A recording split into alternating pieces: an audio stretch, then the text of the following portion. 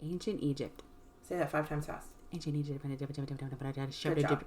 So Egypt's always been fascinating. Yes. And there's so many things that are just weird and cool, and we're going to talk about it. Yeah. Ready? Set, go.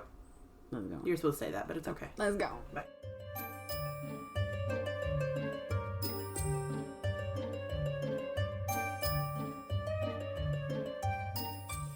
Jello, I'm Ash. And I'm Lynn. And this is Only If You Can Keep Up.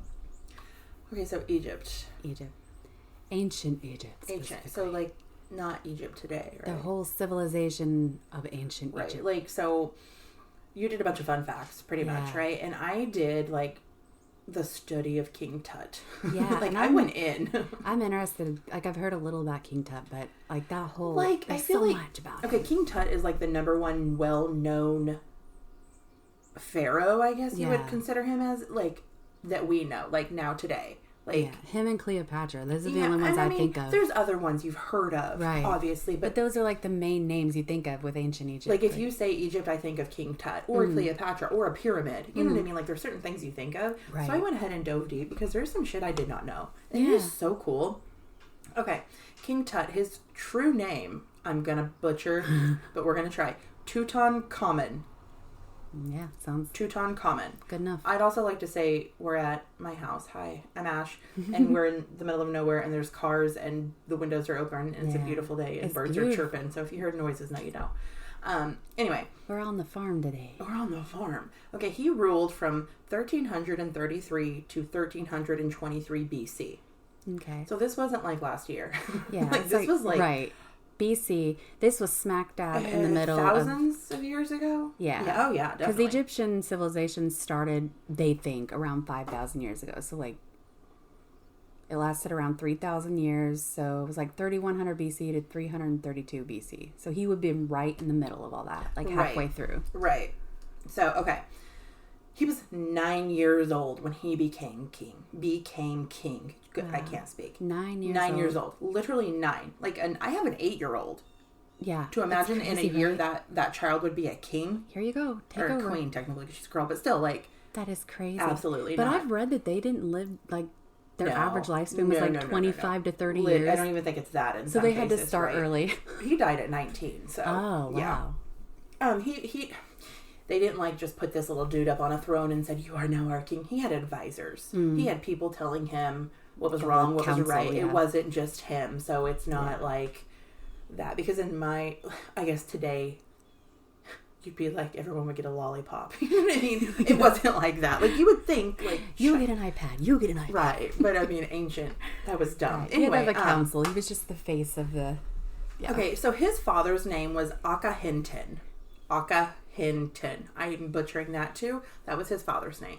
Whenever his father became king, he decided to change all of the ways that we worship back in ancient Egypt. Yeah. For hundreds and thousands of years. I think it was like 3,000? I don't know. For years and years and years, every single individual was allowed to worship whatever god they chose. Right. There were over 2,000 gods to choose from. Yes. Okay. Was it 2,000 or 3,000? Yeah, 2,000. They could worship whoever. But when old Akhenaten, whenever he became ruler, he said, actually not. He's like, let's change it. We're not going to do that. We're only going to we're only going to worship the sun god, Aten.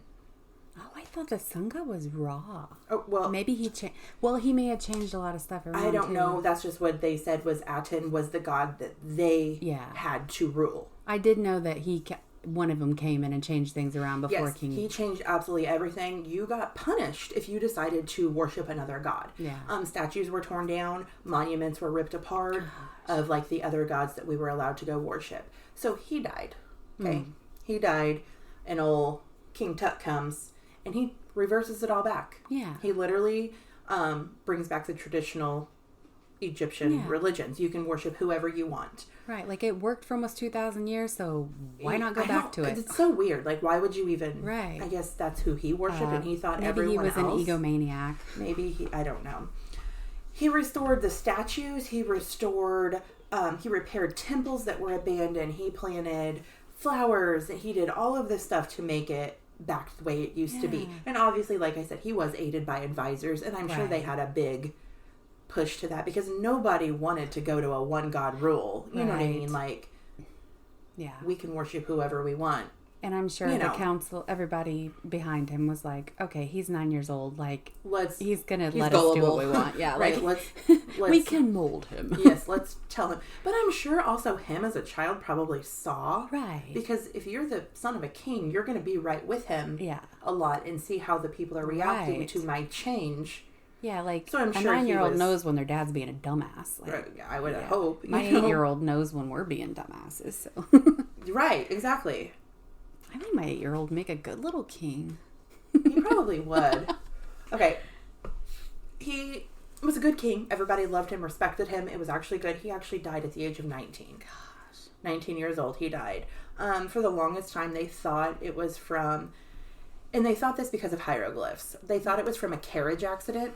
He got in an accident and hit his head or something like that. But after he was found, I think actually in 2010... they did studies of his bones, and they found traces of malaria in his bones. So now they say they think it was from malaria. I've read one time that he was killed by a hippopotamus. I mean, I did like National Geographic Discovery stuff. Like, I went deep in these, and this never was just saw something. That. I'm very into ancient Egypt, so this is just something I saw one time. Like, No. King Tut was said to have maybe been killed by a hippopotamus. From like I saw pictures. Malaria makes more sense. I saw pictures of his bones and stuff. There was no chunks missing and all that crazy stuff that you would think a hippo would take. Right. Right? Okay. Okay, after a king died, a royal member of Egypt died, they were placed in tombs, if you did not know that. Yeah. These tombs were extravagant. They were bigger than our homes now. Right. I mean, there was rooms full of rooms, room after room after room. This one holds all the gold. This one holds all the food. Yeah. This room holds all the jewelry detail. Oh my gosh. And they would have hidden rooms underneath, like. And I read one thing where they actually started building these tombs the day or the time the king became king. Yeah. So if you ruled for 19 years, it would take 19 years to create this. Yeah. Like they worked on it constantly. Yeah. The workers worked on it. Not King Tut. King Tut he had a 4-room chamber. Oh. And it was tiny. Very, very tiny. And not put together. He lived humbly, huh? Well, no, I don't think they thought he was going to die. Yeah. He was 19. Yeah. You know what I mean? Like, I think it was very rushed. Yeah. You know what I mean? Some believe that, like, he was in the process of building it, obviously, but he died too young so that they could finish. Mm. That there was actually, like, once they finally entered it, there was mold in the hieroglyphs on the wall, which means the paint did not fully dry before they sealed it. Yeah. So it was like it was rushed. It was like, okay, he's dead. Let's do all this stuff really, really fast. Let's finish up our touches and seal him in. Mm. Which normally that paint would have years and years and years and years and years to dry. Right. And then when they sealed it, it wouldn't mold. So that's why they believe it was very rushed, actually. Yeah. All of the kings after King Tut died, like every king that ruled after him, we'll go back to the tomb in a minute. I got a little carried away. Okay. So after King Tut died, all of the kings who came after him wanted that era of Akhenaten, whenever he took all the gods away. They wanted that to be forgotten completely.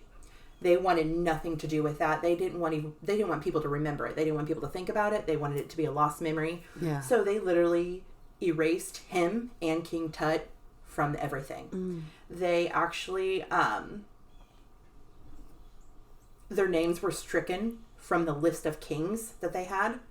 They were taken off with a fucking rock. Wow. No more. And every statue that was built in their honor was completely destroyed and replaced. Oh, wow. Hit the mic. They wanted them forgotten. They did not want people to think of that time. And since King Tut was his son, that's... Yeah, even though he tried, he still... Right, and obviously King Tut did not have a son. So his main advisor became the next king. Okay. So that's how they passed that along. I don't know how that...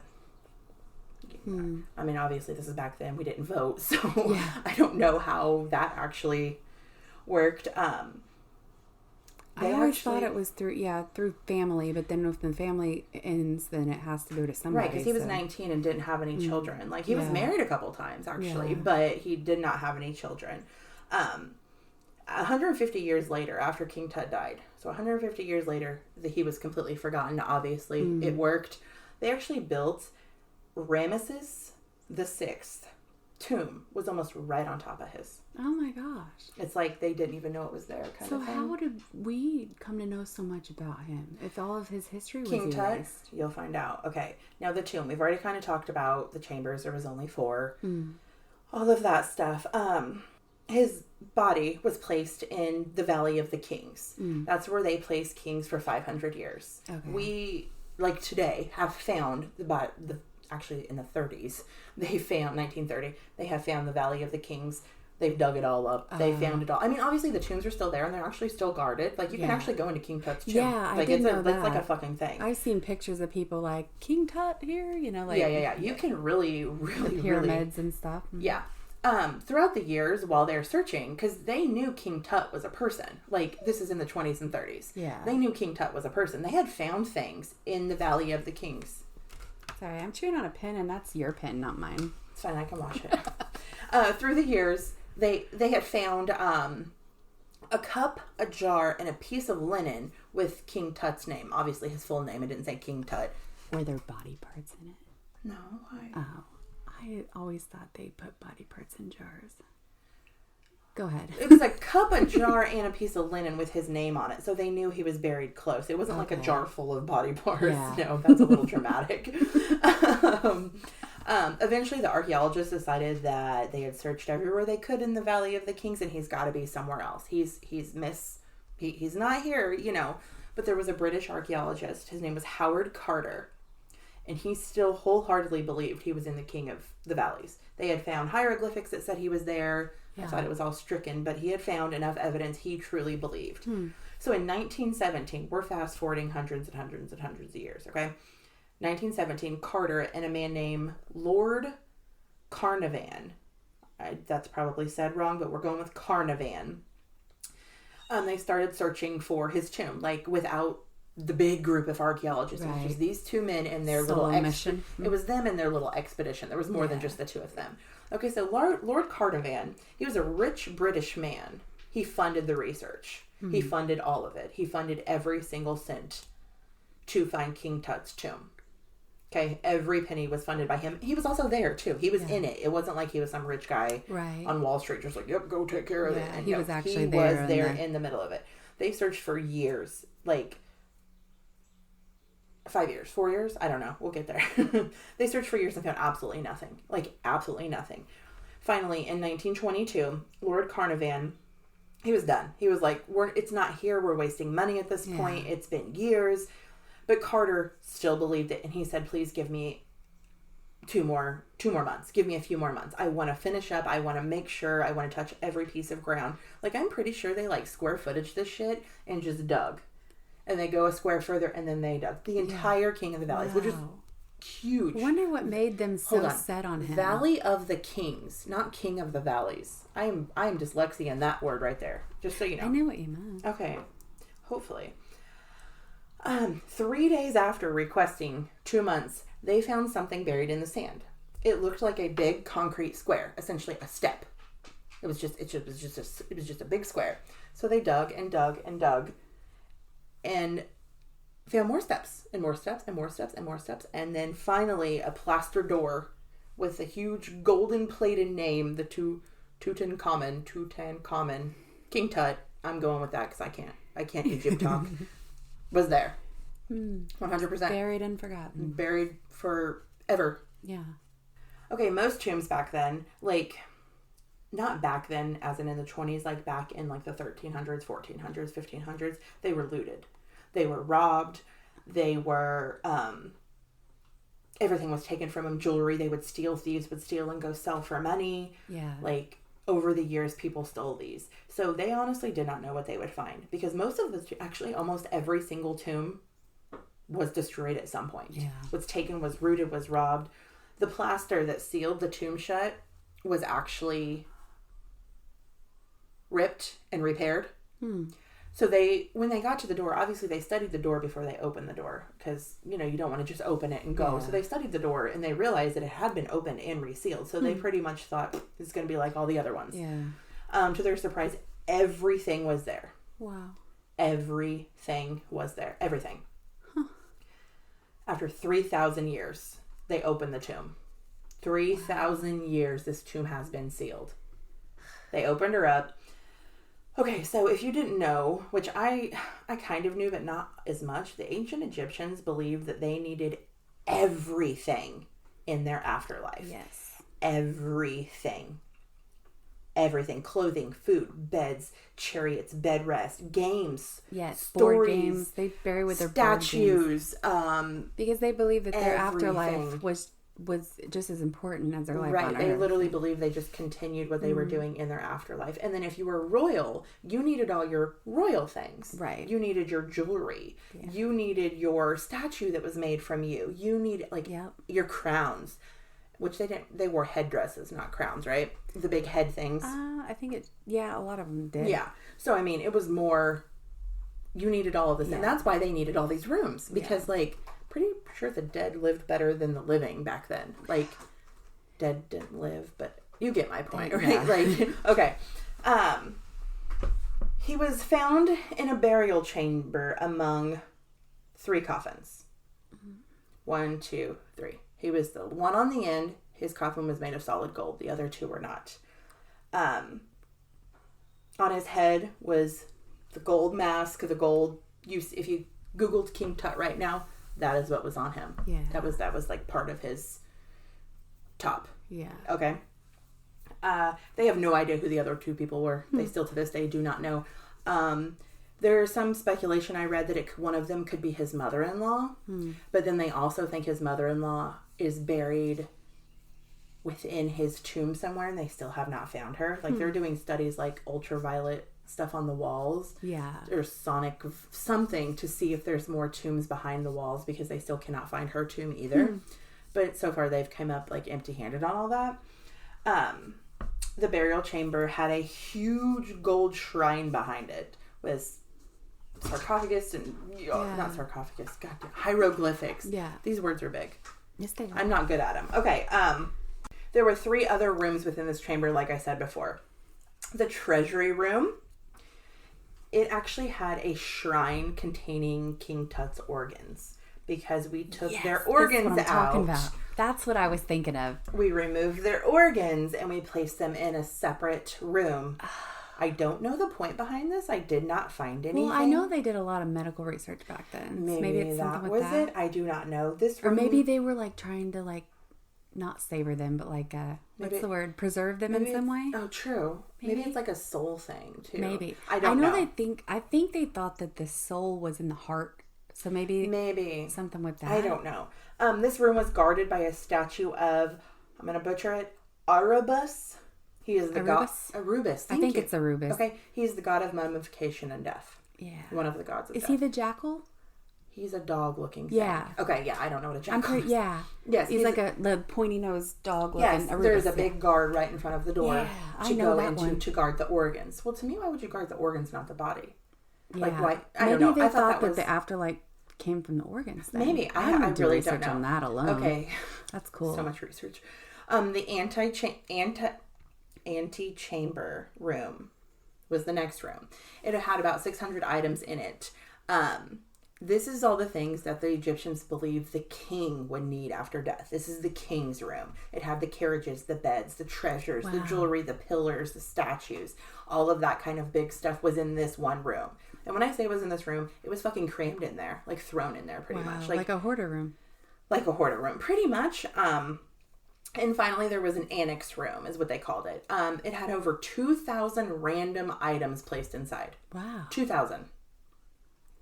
Isn't that insane? I mean, how many? Speaking of hoarders, I could easily find 2,000 items to put in a room. You would want to put in your tomb? I don't know. Anyway. I mean, they say you can't take it with you when you die. Well, what if you can? Talk to the Egyptians. It took about 10 years to remove everything. Wow. 10 years to take everything out of this tomb and study it and all of that stuff. The body was removed. Tests were done, and then he is now back in a glass case inside of his tomb. That is where his body is right now, in the burial chamber. Replace them back exactly where. I mean, you can like go look at a picture online. I saw several of them. It's like a glass tomb, and his prettiness is like the pretty head dress is on him and everything.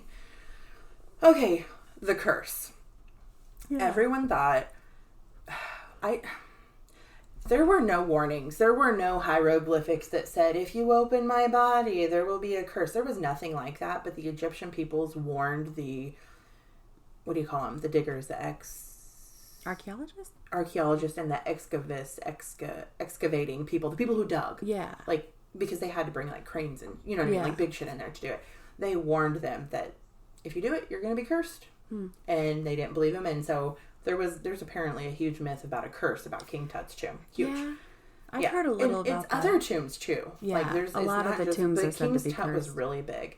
A few months after opening the tomb, Lord Carnarvon, he was our rich, wealthy guy who funded this entire thing. He died of blood poisoning. 2 months after opening this tomb. Wow. He had a little bitty mosquito bite on his cheek, and he shaved, and it opened up, and about a week later he died of blood poisoning. Yes. Mr. Carter, the main guy, he sent his friend Bruce Ingram a paperweight, something from the tomb, because he thought it would be cool. It was a mummified hand. Oh. Apparently. Wow. Yeah. I don't know if I believe that, because that's fucking... Why would you send a piece of gold, not a mummified hand? Because the whole thing is coated in gold down there. If I found a mummified hand and you lived far away, I would send that shit to you. With a bracelet on it. Ooh. That this is alleged. This one is question mark. That said, "Cursed be who moves my body." And this is not King Tut's hand. This is just a hand within the tomb. Right. Why? I have no idea. He actually did not die. This is one that did not die. But days after receiving the gift, his house caught on fire. And then after 2 years, after completely repairing it, all repairing was done, his house succumbed to a flood. Gone. Wow. Yeah. That's crazy. Right? Okay. By the way, there are 8 people who were cursed. Wow. That are connected to this curse, yes.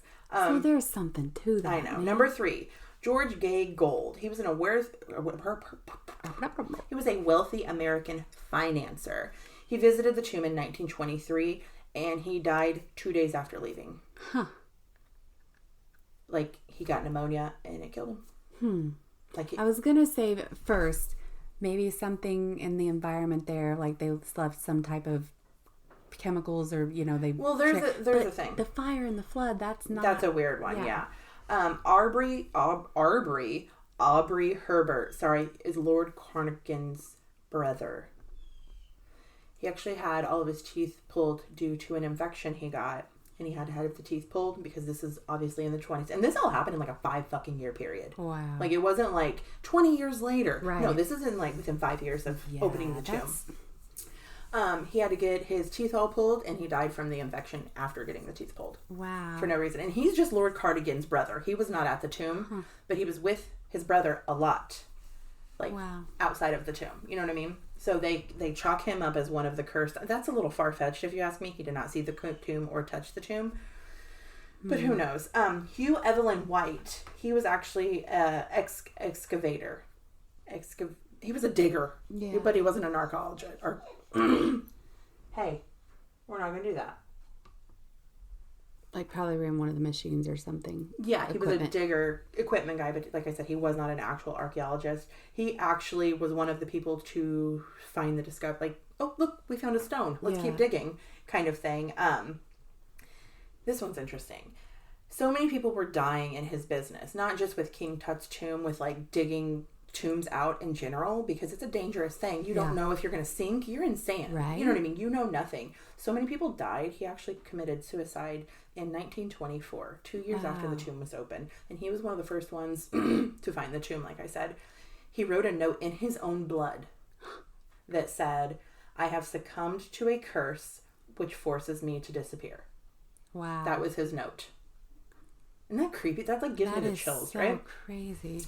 Okay, we're not done. Number 6, Aaron Ember. He was an Egyptianologist. Say that 5 times fast. He was also a very, very good friend to Lord Carnarvon. His house caught fire, and he got out. Everything was good. He got out. But he realized he left his manuscript inside. He left it inside. He ran inside to get it, and the fire killed him. Wow. The name of his book was called The Egyptian Book of the Dead. That was the book that he was writing. Wow. Yeah.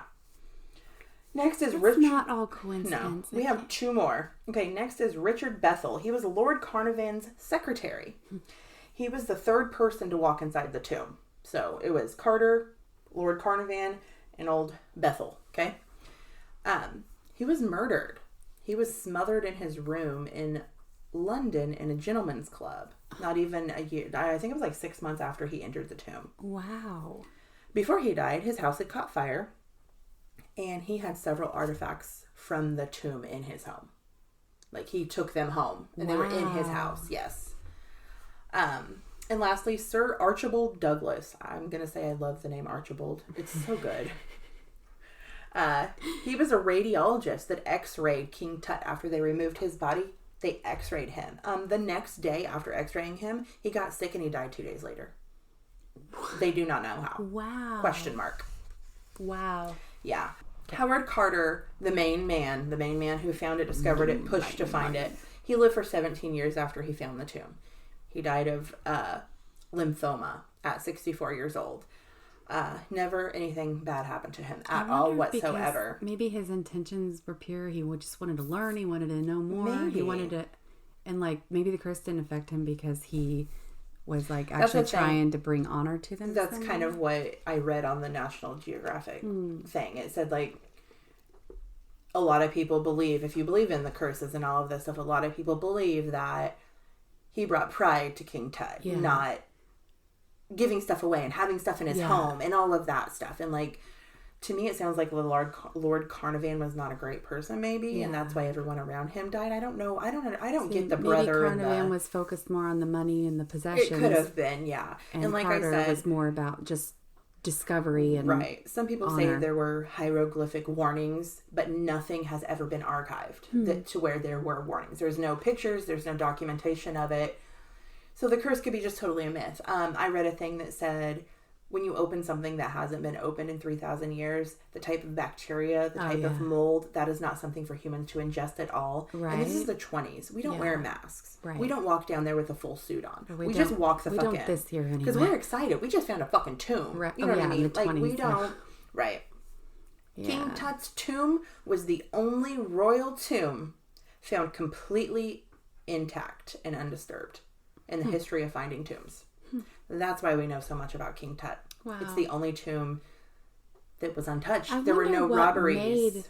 What made Carter want to keep going and keep going? I don't know. It's almost like King Tut was like... There's several movies about King Tut and his tomb and finding his tomb and about Carter and all of this stuff. I'd like to watch one of them. It almost makes they're older. They're like from the 40s and 50s and maybe even 60s. But like there's no new... I was just thinking about like you don't see a lot of Egyptian, like ancient Egypt type of movies. One with, wasn't it Brendan Fraser or something like that? The Mummy? Oh yeah. Yeah, I forgot about that. That's even a long time ago. But that's still our lifetime. Yeah. So I mean it's not that old. But like it's such an interesting thing, and you don't see a lot of stuff made about ancient Egypt. Like, right. But yeah, it makes me wonder if like there's some type of spiritual thing with it. Like King Tut was trying to reach out to him to like discover me, and maybe that's why he was left untouched. Maybe it was like a Jumanji thing, and he heard the boom, boom from like under the ground. Drawn to the. Well, the reason he was so hard to find is because, like I said before, they had wanted him forgotten. Yeah. So they pretty much placed a tomb on top of his tomb. There was a tomb. Like if you see his picture, like you can see the picture of the desert, and you can see the entrance to his tomb.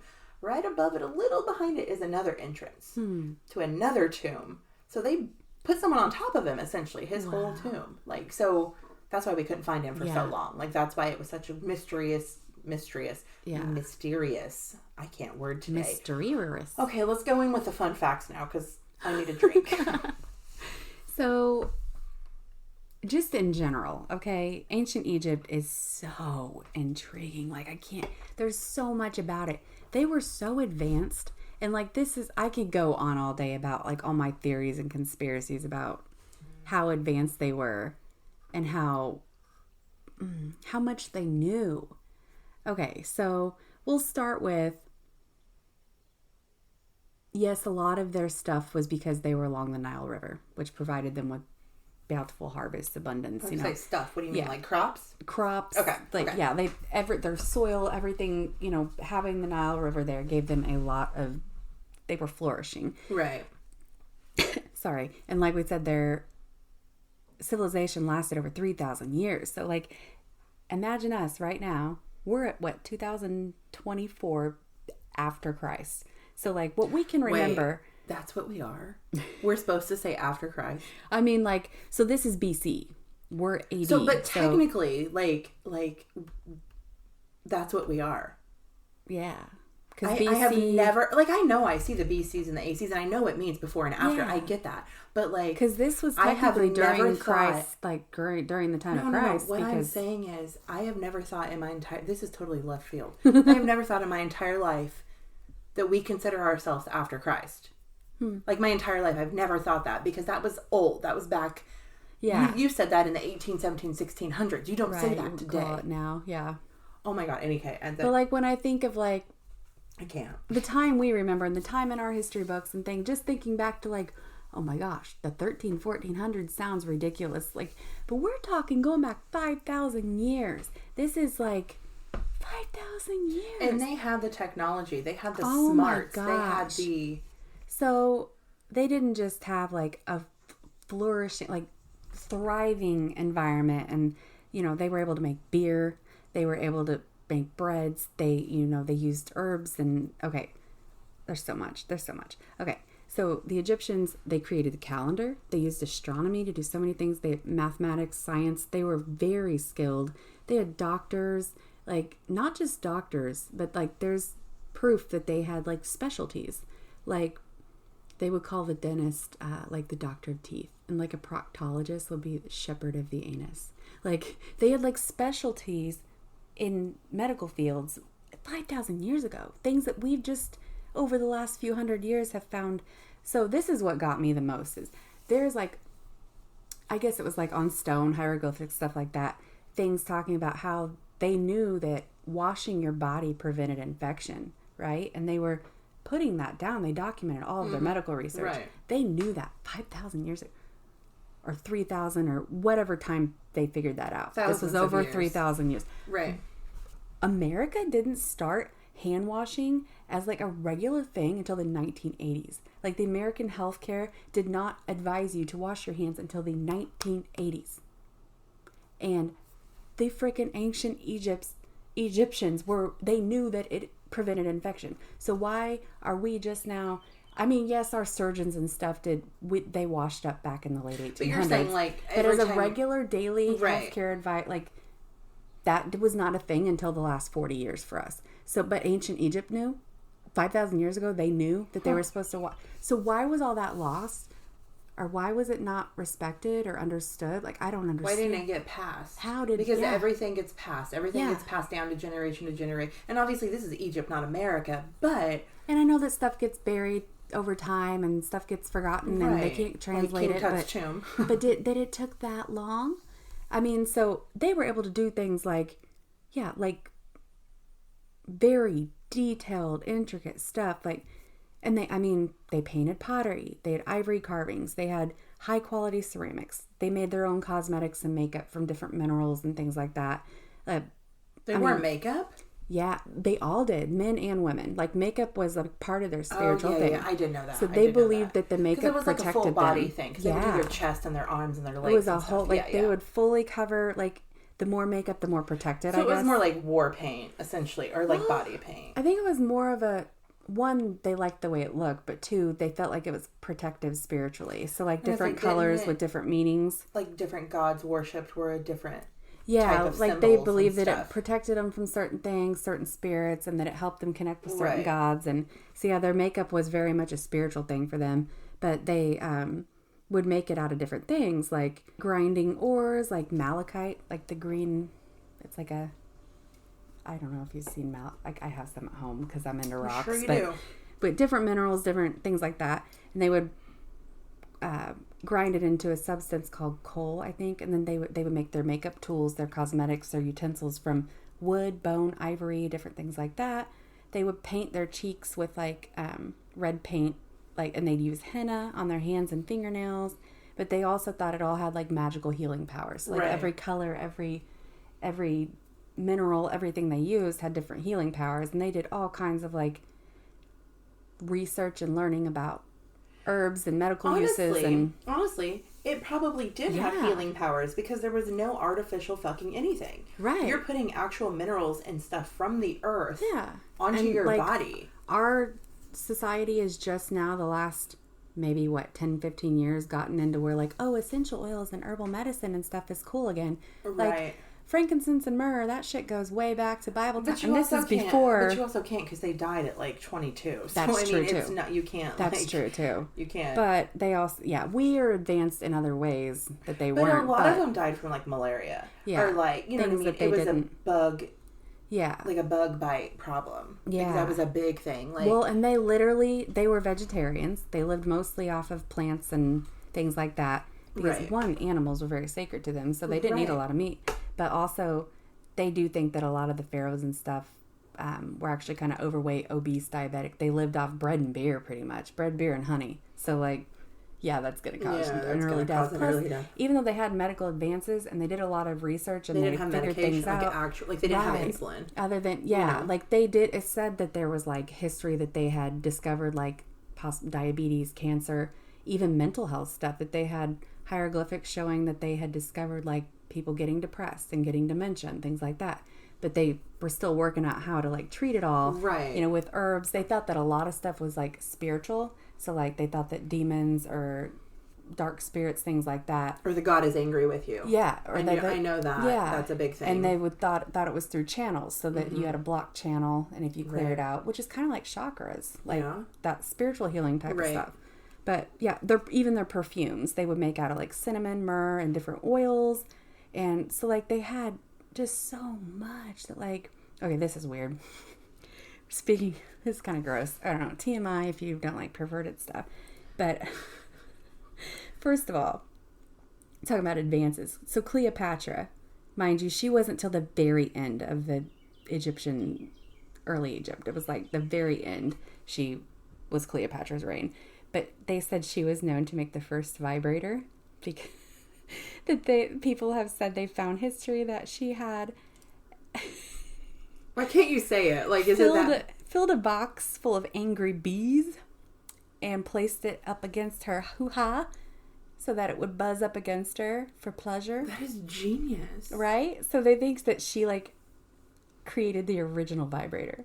Fucking Cleopatra, right? That is Which she was awesome. Known for her, like, sexual, I was going to say, she was very va-va-voom, wasn't she? Yeah. Yeah, she was the very last ruler before the fall of Egypt, before everything went down. But so they were pretty far advanced in there, so that's pretty far advanced for them. So I'm like, what did they do before that? I don't know. But they were really, with their medical stuff, there was some stuff that made a lot of sense, and then some stuff was like, what the fuck? Like, using honey on wound dressings. That makes sense. It's like that's like a thing. Antibacterial, like that kind of stuff. Right. That makes sense. Stuff like that. They had their own forms of antiseptics. They had pharmaceuticals they used from bones and herbs and animal feces. Like they had all, I don't know about that, but there's lots of recordings. So what didn't make sense? What didn't make sense? Okay. So one, I read that their form of abortion was like an actual, like, just a well-used form of birth control. So it, like, people weren't against it. It was just something they did. And in order to do that, or to prevent pregnancy in general, they would plug a hunk of crocodile shit into the vagina. They thought that would prevent pregnancy. But then they died, right? Because, like, infection. Okay, but, like, listen, I understand that's weird, and whatever else you're about to say is probably weird, too. But, like, we have no textbooks. We have no Google. Trial and error. Right, exactly. You gotta learn somehow. They probably think, okay, first of all, that's stinky, nasty shit. Right. No man's gonna go near her. Perfect birth control. Plus, they thought that a lot of the feces had healing benefits. Exactly. So, who knows? Because, like, if you honestly think about it, think of everything a crocodile ate. Yeah. The meats, the goods, the grasses, all the stuff, so that comes out in the poopy, and the poopy is probably, I mean, I know it's not healthy, but they probably thought and the animals were sacred to them, and they were godlike. So this is my god crocodile, and the crocodile is going to not get my woman pregnant. Right. So I get the process of thinking that. It makes sense. And like I said, trial and error. Obviously it didn't work. There's no way to not know. She died because she has crocodile shit up her vagina. So let's not do that again. But if you think the crocodile is an incarnation of your god and it's going to heal you, then its shit is healing. I get that. Makes sense, everything about it is probably healing. The blood, the everything. Yeah, I mean, they would use like moldy bread to treat wounds. That makes sense. That's penicillin. Exactly. Right, yeah. Like they figured stuff out. They would use things like dates and honey and things like that to work as spermicide to prevent pregnancy. But then there was something called silphium, and I don't know what that's from. One of the plants maybe, and it would induce abortion. So that was like a regular way of like aborting. But women were not treated. Okay, we just the last maybe 50 years have gotten to where women have been like, even now it's hard, like wages and stuff. I'm not like super feminist or anything, but we all know that it took a long time for women to feel equal to where, right. And we still, a lot of places around here still struggle with that stuff. And like, they treated women, obviously Cleopatra ruled, like they treated their women were pretty much equal. They could sell property, buy property, they serve on juries, they could enter legal contracts.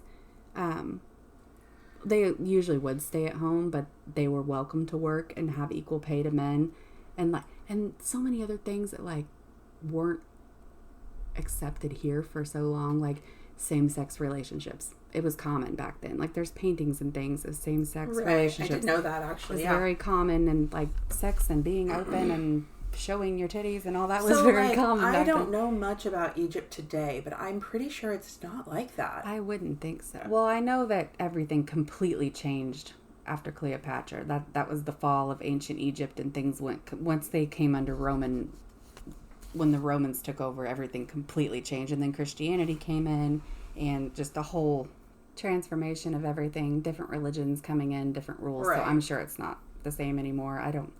But women back then, okay, so back to the healthcare thing and the pregnancy thing, they had ways of like pregnancy tests back then, like their own pregnancy tests. I'm saying quote. Did they have to like pee on a stick or something? It was or like on a leaf. It was kind of like that. Yeah. So they would insert an onion into their vagina. Nothing like peeing, honey. That is insertion. There's a second time, okay? There's a second thing. Okay. The first thing, they would insert an onion into their vagina.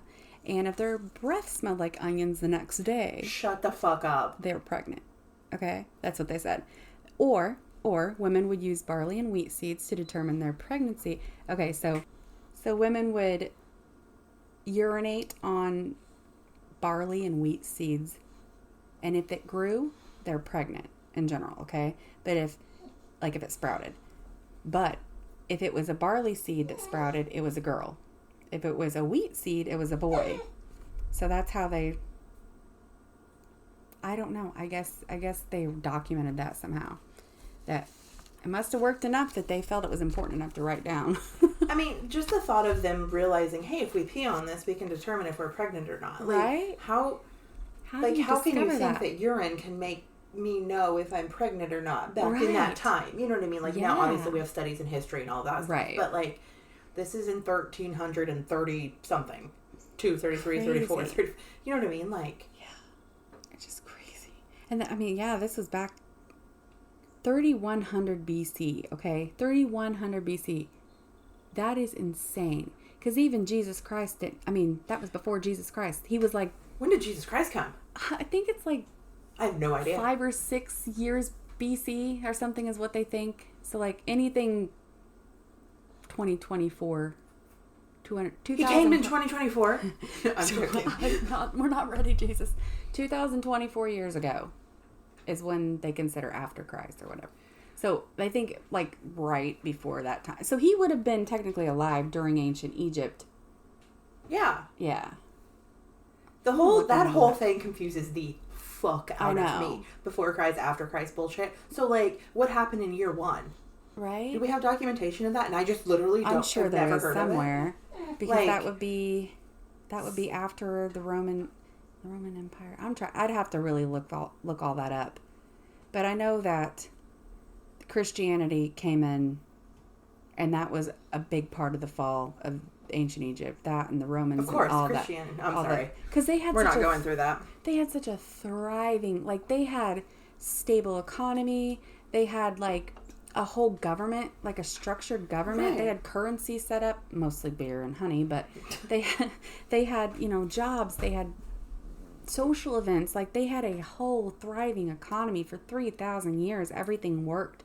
And I mean, they had their issues, right? And I'm sure drought played a big part of it. I'm sure there's droughts and environmental things, but right. From what I've read, most of the fall around Cleopatra was from attacks and the Romans taking over and all that. Like they were, just, I don't know. But actually, what's weird, Cleopatra, they said she wasn't even actually Egyptian. Like I think she was born, but like her family was actually like Greek.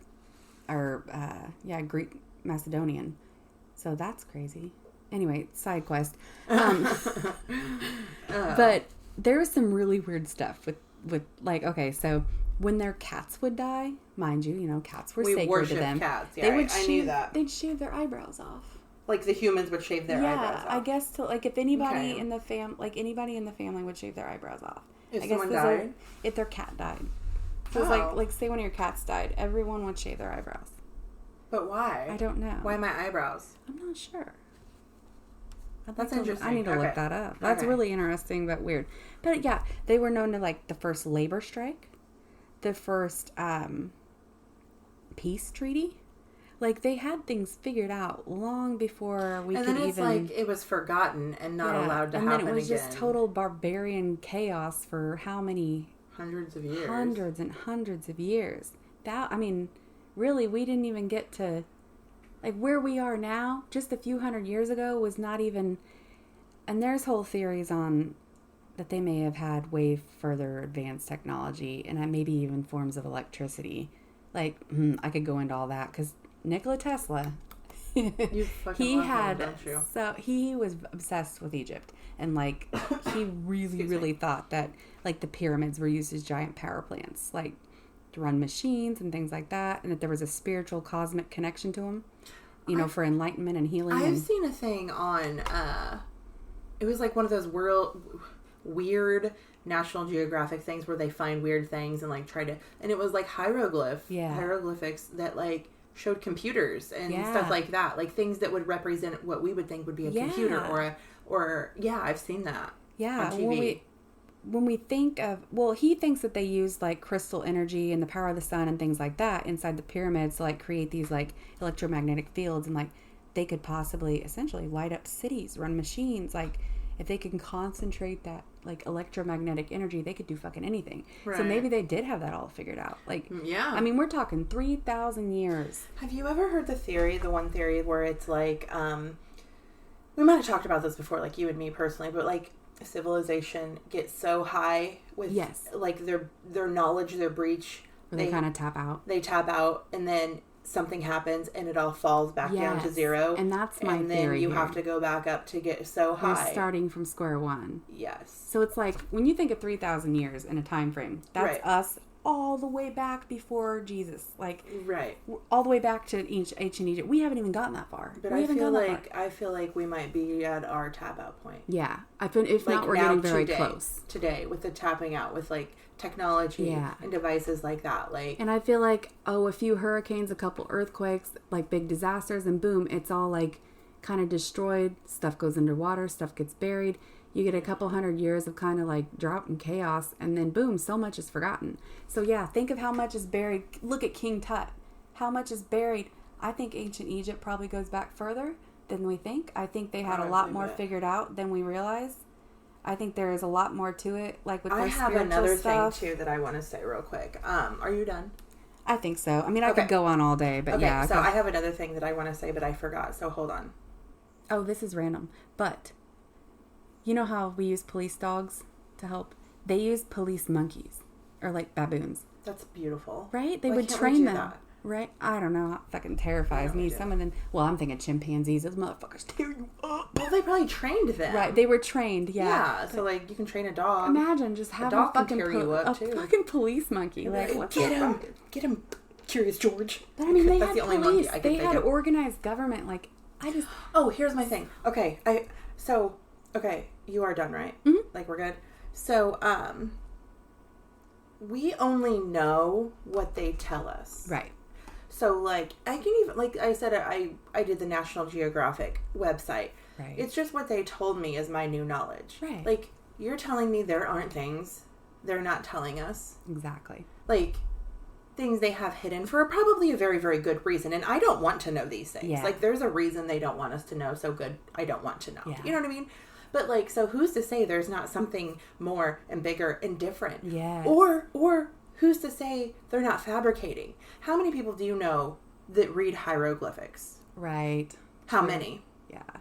Nobody. I mean, in the world, I'm sure there's probably a select few. Yeah. What makes someone realize, like, oh, I understand this all of a sudden? But also, I think it's like ancient knowledge that gets spiritual again. Some people are like born to have that gift to be able to read. I understand that. Boom. And then I get some things because there's like pictures of holding a baby. Okay, she had a child. We get stuff like that. Right. But like to actually read the words and go into all of that detail, who's to say they're not like, I ain't fucking writing that down. Yeah. Let me put what I think is right. Yeah. You know what I mean? Well, and so I know like the Egyptians back then thought that their hieroglyphics were like a language of the gods. So like maybe there are people now who are given that spiritual gift to read it. I don't know, but there's no proof. And I'm sure I know there are people who study this, the hieroglyphics, and they can read them and blah blah blah. I totally understand that. But like my thing is that's 5,000, 3,000, however many thousands of years ago. Who's to say this shit has not got misconstrued and like I just think there's so much more to it with the pyramids and the intricate detail. We cannot recreate that now. So we cannot. I was going to say. We can make something close. If we go to the desert right now with nothing, no electronics, no technology, no tractors, no backhoes, nothing.